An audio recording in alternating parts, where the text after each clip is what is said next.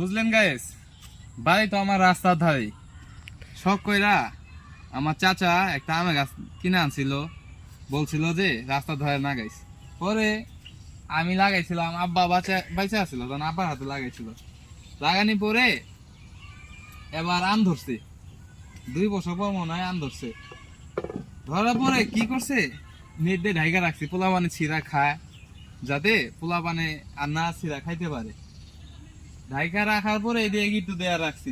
রাখার পরে মা এদিকে গিট্টু খুইলা ভিতর থেকে এইভাবে এই যে এভাবে আম ছিটতো, ছিঁড়া খাইছে। ভালো কথা, খাইছে। ভাবছে যে আমরা ধরতে পারবো না।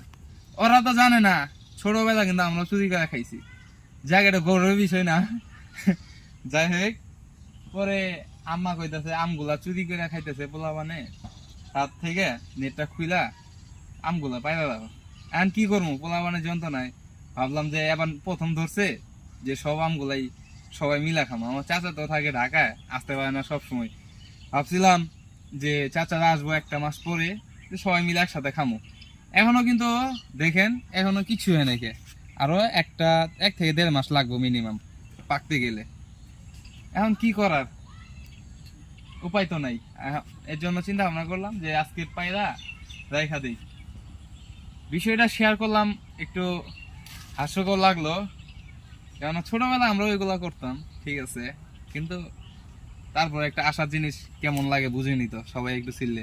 ওই যে আমার পিছে ওইদিকে কিছু গাছ আছে, ওইগুলা গাছে একটা আমও পাইনি, এটা আম পারছি, সেই জন্যই পায়রা রাখতেছি। সবাই ভালো থাকবেন, আসসালামু আলাইকুম।